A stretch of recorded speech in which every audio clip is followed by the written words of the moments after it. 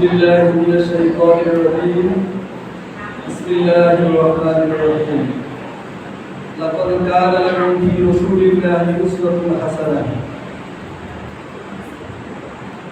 قال الله تعالى في القرآن الكريم إنك لعلى خلق عظيم صدق الله مولانا العظيم وصدق رسوله النبي الكريم ونحن على ذلك من الشاهدين والصلاة والسلام على سيد الأنبياء والمرسلين الحمد لله সকল প্রশংসা মহান দরবারে মহান আল্লাহ পাকের দরবারে যে মহান আল্লাহ পাক রব্বুল আলামিন আমাদেরকে অত্র মসজিদের কতিপয় বান্দাদের একত্রিত হয়ে এক বিশেষ আয়োজনে আমাদেরকে এখানে বসার এবং দুইটি কথা শোনার সুযোগ দান করেছেন। এজন্য সবাই শুকরিয়া আদায় করি আলহামদুলিল্লাহ। আসলে আজকে আমরা এখানে যে কারণে একত্রিত হয়েছি সেটা হলো সিরাতুন নবী সাল্লাল্লাহু আলাইহি ওয়াসাল্লামের আলোচনা এবং দোয়ার মাহফিল। আসলে আমি তো আর বয়ান করতে বসি নাই, আর আমার এখানে বসে কথা বলাটাও আমার মানে শোভা পায় না। তারপরেও সবার অনুমতি করে দুই একটা কথা বলি। তো আমরা যে মহামানবের কথা শোনার জন্য এখানে বসেছি, যে সিরাত সম্পর্কে আলোচনা করার জন্য বসেছি, আসলে আমাদের বুঝতে হবে সিরাতের পরিধিটা কতটুকু এবং সিরাতের আলোচনা কারা করবেন এবং এই সিরাত আলোচনা করার কি গুরুত্ব রয়েছে এবং আমরা কেন তার সিরাত সম্পর্কে আলোচনা করব। বেশ কয়েকটা কথা। আমি কোনো বক্তা না, বড় বড় আলেম না যে আমি ওয়াজ করব, কিন্তু আমি যেটা বুঝি সেটা হলো আসলে এই সিরাত কি, সিরাত কেন এবং কারা আলোচনা করবে, কোথায় আলোচনা হবে এবং আলোচনা করার গুরুত্বটা কি, জাস্ট এতটুকু কথা বলে আমি শেষ করব। তো আসলে সিরাত হলো, সিরাত শব্দের অর্থ হলো জীবন চরিত্র, অর্থাৎ কোনো মানুষের যে কোনো মানুষের জীবন নিয়ে আলোচনা করাই হলো ওই মানুষের সিরাত। তো আমরা আজকে এখানে যে উদ্দেশ্যে বসেছি সেটা হলো মুক্তির দিশারি মহানবী হযরত মুহাম্মদ সাল্লাল্লাহু আলাইহি ওয়াসাল্লামের সিরাত সম্পর্কে আলোচনা যতটুকু পারি করব এবং শোনার জন্য। তো সিরাতুন নবী সাল্লাল্লাহু আলাইহি ওয়াসাল্লাম এই আলোচনা শোনার জন্য আমরা এখানে বসেছি। এবং দ্বিতীয়ত বলতে চাই আসলে সিরাতের পরিধিটা কতটুকু। আসলে সিরাতের পরিধি আসলে যদি বলতে চাই, সিরাতের পরিধি হলো সামগ্রিক পরিধি। সেটা আপনি একদম ঘুম থেকে ওঠা থেকে শুরু করে আবার ঘুরে যাবেন, এর ভিতরে যত কাজকর্ম আছে সব কিছু সিরাতের অন্তর্ভুক্ত। আপনি ঘুম থেকে উঠবেন, কিভাবে উঠবেন সেটাও সিরাত, ঘুম থেকে ওঠার পর কিভাবে ওযু করবেন সেটাও সিরাত, কিভাবে নামাজ পড়বেন সেটাও সিরাত, নামাজের পরে কিভাবে মাঠে কাজ করতে যাবেন সেটাও সিরাত, এবং কখন ফিরে আসবেন, কিভাবে খাবার খাবেন, কিভাবে আয় ইনকাম করবেন, কিভাবে রুজি রোজগার জোগাড় করবেন, সব কিছু সিরাত। আপনি কোন কাজের মাধ্যমে করবেন, আপনি রাজনীতি করবেন সেটাও সিরাত আছে, আপনি দেশ চালাবেন সেটাও সিরাত আছে, আপনি আন্তর্জাতিক অঙ্গনে পদচারণা করবেন সেটাও সিরাত আছে। তো অর্থাৎ সিরাত একটা কোন মুষ্টিমেয় কোনো জিনিসের নাম সিরাত না। সিরাত হলো একটা মানুষের সামগ্রিক জিনিসের নাম হলো সিরাত। আমি কি করবো আমার সামগ্রিক জীবনে, এই যে সামগ্রিক জীবন আলোচনা করার মাধ্যমে সেটা প্রয়োগ করাই হলো সিরাত। তো রাসূলের জীবনে আলোচনা করা, এটা আসলে কয়েকটা কাহিনী বললাম, রাসূলের কয়েকটা সাহাবীদের কয়েকটা মানে আলোচনা করলাম। এই যে সিরাত আসলে মুষ্টিময় সিরাত, কয়েকটা কাহিনী বলার মাধ্যমে সিরাতটা শেষ না। সিরাত হলো আপনার যেই সাগরের, যেই মহাসমুদ্রের কোনো কূল রাশি নেই, সেটা হলো সিরাত। আপনি সারা জীবন আলোচনা করবেন রাসূলের জীবনী, আপনি সারা জীবন রাসূলের কর্মপরিধি আলোচনা করবেন, কিন্তু আপনার সিরাত শেষ হওয়ার নাই। সিরাত আপনি যে কাজ করবেন সেই কাজেই সিরাত আছে। আপনার দুনিয়ার সূচনা থেকে অত্যধিক শত শত হাজার হাজার কিতাব লেখা হয়েছে রাসূলের উপরে, কিন্তু তারপরে রাসূলের জীবনী কি শেষ হয়েছে? তারপরে কিন্তু শেষ হয় নাই। যেই কিতাব একবার লেখছে তার কোনো দ্বিতীয়বার হয় না।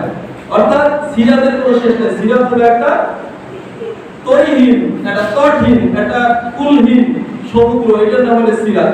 সিরাতের আলোচনা মুষ্টিময় কিছু অল্প কিছু আলোচনা করলাম, একটা পাঠ আলোচনা করলাম, এটা সিরাত না। সিরাত হলো সামগ্রিক লাইব্রেরি সিরাত। তো এই সিরাতের পরিধি। এখন সিরাত আসলে কারা আলোচনা করবে এবং কোথায় আলোচনা হবে? সিরাত শুধুমাত্র এই যে আমরা মসজিদে আলোচনা করতেছি, কয়েকজন হুজুর আলোচনা করতেছি, এটা আসলে সিরাত না। সিরাত হলো আপনার জীবন, তো আপনার রাসূলের সিরাত। অমুকের জীবন প্রত্যেকটা মানুষের আলাদা আলাদা, প্রত্যেকটা মানুষের আলাদা আলাদা জীবন, প্রত্যেকটা মানুষের করণীয় করণীয় সবকিছু সিরাত। তো সিরাত শুধুমাত্র মসজিদ এবং মাদ্রাসা কেন্দ্রিক, এই মক্তব কেন্দ্রিক সিরাত এটা আসলে সিরাত না। সিরাত হলো সামগ্রিক। সিরাত বাজারঘাটে হবে, সিরাত শহরে হবে, সিরাত রাস্তাঘাটে হবে, সিরাত মসজিদের বাহিরে হবে, মসজিদের ভিতরে হবে, ফ্যামিলিতে হবে, আন্তর্জাতিক জীবনে হবে, মানে সামাজিক জীবনে হবে, রাজনৈতিক জীবনে হবে, অর্থনৈতিক জীবনে হবে, চারিত্রিক জীবনে হবে। এটা সব জায়গায় আপনার সিরাতকে অনুসরণ করতে হবে। সিরাত আলোচনা করার মাধ্যমে অনুসরণ করলে সেটি হলো সিরাত। সিরাত শুধু আমি আলোচনা করলাম, আপনি শুনে সেটা সিরাত না। আমি আলোচনা করতেছি, আপনি আলোচনা করতে পারতেছেন না, আমি আলোচনা করতেছি, এটা শুনে সেই দিনে আমল করা, সেই দিনে নিজের জীবন গঠন করার নাম হলো সিরাত।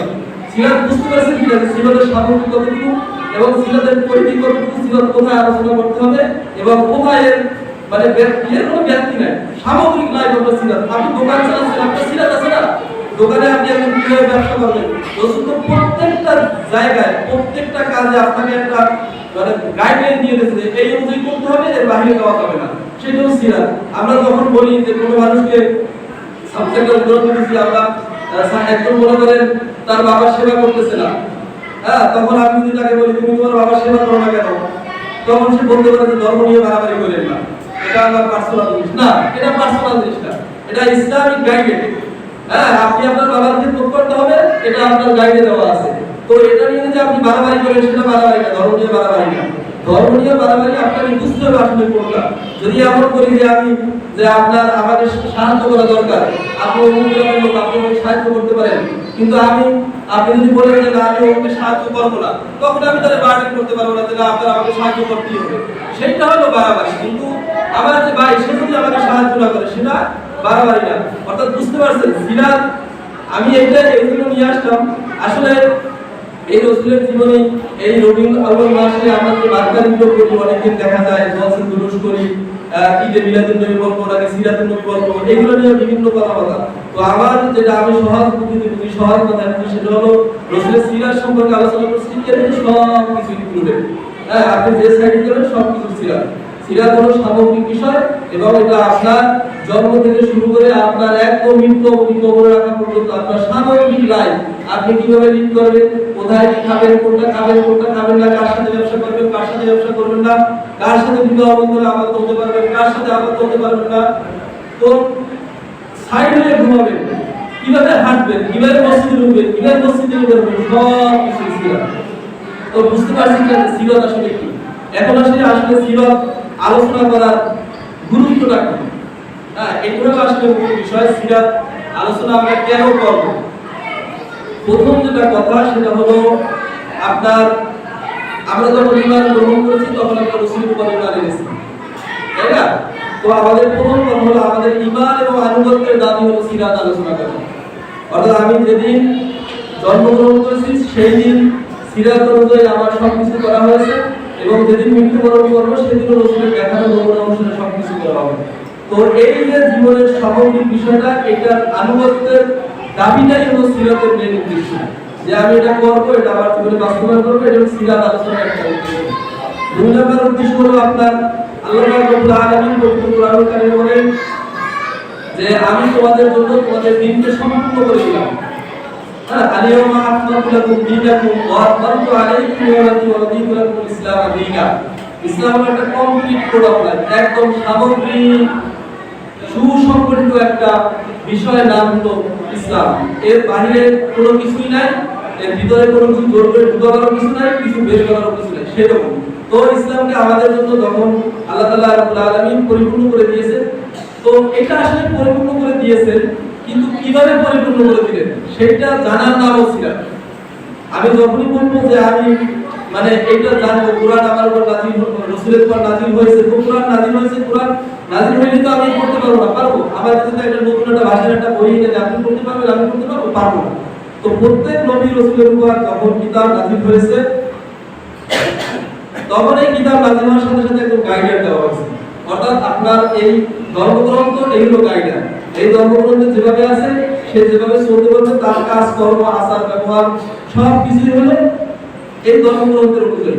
অর্থাৎ কোরআন যেদিন আমাদের জন্য পরিপূর্ণ বিধান করা হয়েছে, তখন রাসূলকেও গাইড হিসেবে আমাদের জন্য পরিপূর্ণ করা হয়েছে। অর্থাৎ আমরা যদি তার জীবনকে সুন্দরভাবে আলোচনা করি তাহলে আমরা সিরাত সম্পর্কে বুঝতে পারবো, আমরা জীবনে সুন্দরভাবে লাইফ লিড করতে পারবো। আর একটা বিষয় হলো যে সিরাত আলোচনা করার উদ্দেশ্য এটা, কোরআন আসলে কোরআন হলো পৃথিবীর শ্রেষ্ঠতম ভাষার অলংকৃত একটা বাণী।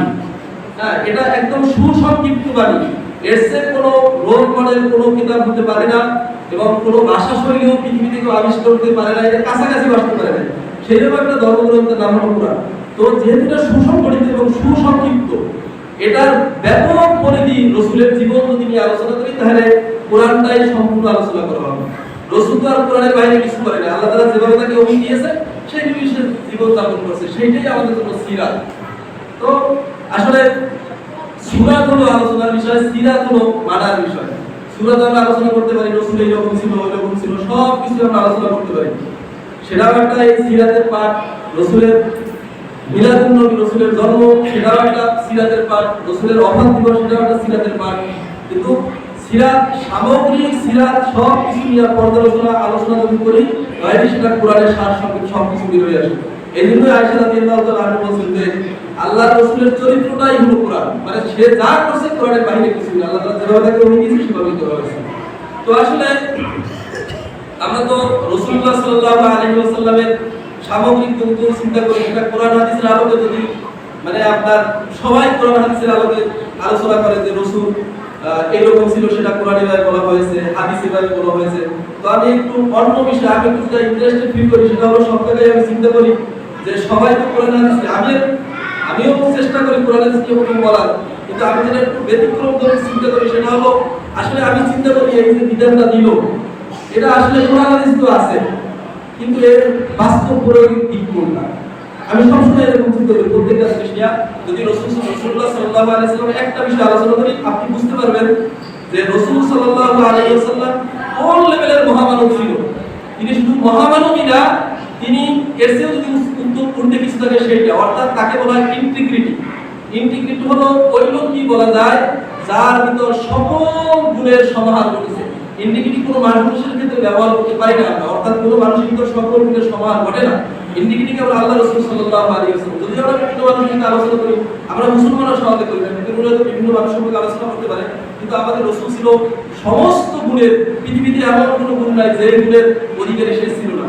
ছোট্ট একটা জিনিস, সে একটা গাছের পাতা ছিঁড়লেও সে নিষেধ করতে না, গাছের পাতা ছিঁড়া যাবে না, তোমার গায়ে ছিঁড়তে গেলে তোমার একটা পশম দিলে তুমি যেভাবে ব্যথা পাবা, গাছের পাতা ছিঁড়লেও গাছের ঠিক অনুরূপভাবে ব্যথা পাবে।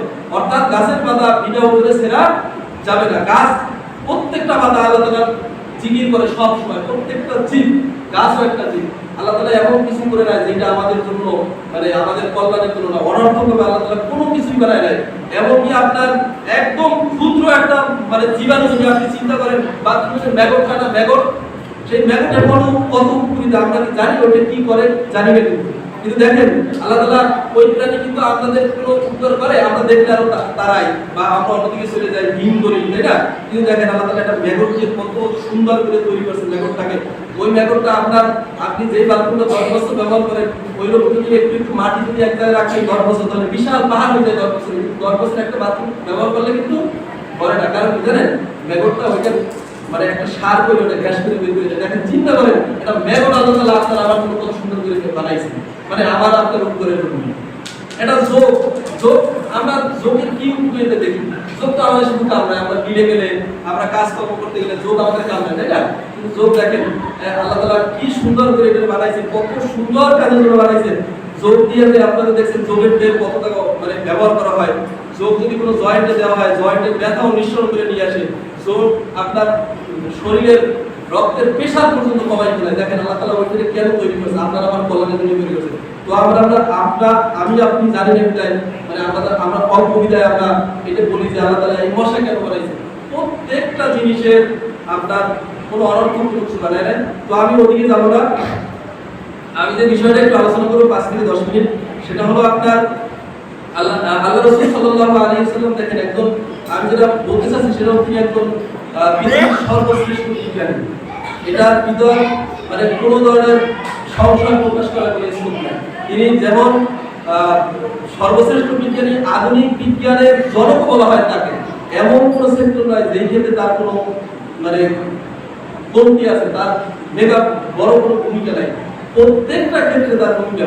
আপনি যদি সাপোজ একটু চিন্তা করেন, দেখেন ডক্টর মরিস বুকাইলির নাম শুনছি কিনা আমি জানি না, হয়তো অনেকেই শুনতে পারেন। ডক্টর মরিস বুকাইলি সে তার জীবনের দীর্ঘ 30-40 বছর ধরে সে একজন খ্রিস্টান। তো ডক্টর মরিস বুকাইলি তার ধর্মগ্রন্থ চর্চা করছে, এই করছে সেই করছে। তো একবার সে ছিল আপনার ইরাকে, যেখানে ফেরাউনের লাশ ছিল সেই দেশে, সে ফ্রান্স থেকে নিয়োজিত একজন চিকিৎসক ছিল। তো সে হঠাৎ করে চিন্তা করলো, একদিন 1881 সালে যখন ফেরাউনের লাশ পাওয়া যায়, তখন সে চিন্তা করলো আসলে আল্লাহ তাআলা প্রত্যেকটা মানুষকে পছাই করে ফেলাই দেয়, তাহলে এই মানুষটা কিভাবে বাঁচে, এটা একটু আমার জানা দরকার। তো সে ওটা নিয়ে গবেষণা করতে লাগলো, গবেষণা করতে করতে করতে করতে কোনো কিছুই কোনো পাচ্ছে না। তখন এক মুসলিম বিজ্ঞানী সে বলতেছে, আসলে তুমি কি গবেষণা করতে চাও, কি জানতে চাও, আমাকে বলো। তো সে চিন্তা করলো যে এই ফিরাউন যে মারা গেছে এতদিন, এই তার লাশটা অক্ষত রয়েছে, শুকনো কি করে রেখেছে আল্লাহ তাআলা, এটা কিভাবে রেখেছে, তোমার আল্লাহ যে রেখেছে সেটা কিভাবে রেখেছে সেটা আমি জানতে চাচ্ছি। বলে তুমি এতটুকু এই সহজ জিনিস এটা বুঝতে পারতেছো না, তাহলে তুমি কোরআনের দিকে চলে যাও, কোরআনে সব কিছু আছে তুমি বুঝতে পারবে। তো সেই কিতাবটা কি আমাকে একটু দেখো, আমি তো কোরআন পড়তে পারি না। তখন ওই মুসলিম বিজ্ঞানী সূরা ইউনূসের 10 নম্বর আয়াত করে শুনাইলো, হালিয়াউমা নুতিকা বিবাদানিকা লিতাকুনা লিমান খালফাকা আয়া ওয়া ইন্না কাসীরাম মিনান নাসি আন আয়াতিনা লাগাফিলুন। অর্থাৎ আমি ফিরাউনের লাশকে সুরক্ষিত রেখেছি যাতে পরবর্তী প্রজন্ম, পরবর্তী মানুষ, পরবর্তী বাদশা, পরবর্তী জালেম শাসক যাতে ফিরাউনের লাশ থেকে শিক্ষা নিতে পারে। যদি তবে আবার পরে আয়াতের শেষ অংশে বলা হয়েছে অধিকাংশ জালেম অধিকাংশই শিক্ষা নেয় না। তো সে ওই আয়াত থেকে চিন্তা করলো, তো এই কিতাবে যেহেতু এখানে ফিরাউনের কথা লেখা আছে যে তার লাশকে সুরক্ষিত রেখেছি, তাহলে তো এখানে কোনো হেতু আছে, তাহলে দেখি। তো সে কোরআন গবেষণা করা শুরু করলো। তার জীবনে 50 বছর কোরআন গবেষণা করছে। কোরআন গবেষণা করতে করতে করতে করতে সে একটা আয়াত পেয়ে গেল সূরা হুদের, লা ইয়াতিহিল বাতিলু মিন বাইনি ইয়াদাইহি ওয়া লা মিন খালফিহি তানজিলুম মিন হাকীমিন হামিদ। যখন বলছেন যে এই কোরআনের ভিতর কোনো কিছু ঢুকাবার কোনো সুযোগ নাই, কোনো কিছু বের করার কোনো সুযোগ নাই, তানজিলুম মিন হাকীমিন হামিদ, এটা নাজিল করা হয়েছে সেই হাকিম থেকে, সেই হামিদ থেকে, যে মহা প্রশংসিত এবং মহাজ্ঞানী, তার কাছ থেকে এই কোরআন নাজিল হয়েছে। তো সে চিন্তা করলো সেই মহা প্রশংসিত মহাজ্ঞানী লোক মানে নাজিল করছে কোরআন, এবং কোরআনে বলা হয়েছে কোনো কিছু ঢুকানো সম্ভব না, কোনো কিছু বের করা সম্ভব না, তাহলে তো এই কোরআন তো সত্য। যেহেতু কোরআনে এইভাবে বলা হয়েছে যে আমি ফিরাউনের লাশকে সুরক্ষিত করে রেখেছি, হ্যাঁ, এইভাবে আসছে, তোমরা অধিকাংশই শিক্ষা নিবে না এবং এটাতে শিক্ষা নেওয়া দরকার, সেই করে চিন্তা কইরা পরে সে মুসলমান হয়ে গেছে। সুবহানাল্লাহ। সে সাথে সাথে কালিমা পড়ছে যে এই সেই কিতাব, এত মহাবিজ্ঞান বিজ্ঞানের কিতাব, মহা প্রশংসিত কিতাব, তাহলে এই কিতাব একটু ভুল থাকার কোনো কথা না। কোরআন তো শুরু হয়েছে বিসমিল্লাহ দিয়ে, শেষ হচ্ছে নাস দিয়ে, বাস যথেষ্ট, বাস কোরআন একদম যথেষ্ট, কমপ্লিট কোরআন যায়। জালিকাল কিতাব লা রাইবা ফীহি, এই সেই কিতাব যার ভিতরে কোনো সন্দেহের অবকাশ নেই, সন্দেহের কোনো সুযোগ নেই। সে এটা পড়লো, প্রথমেই পড়ছে সন্দেহের কোনো সুযোগ নেই, তার মধ্যে আবার ইট করছে, আমি কোরআন পড়তেছি যে সন্দেহ বের করার জন্য, প্রথমেই বলা হয়েছে সন্দেহের অবকাশ নেই, তাহলে আমি কোরআনের সন্দেহ বের করবো।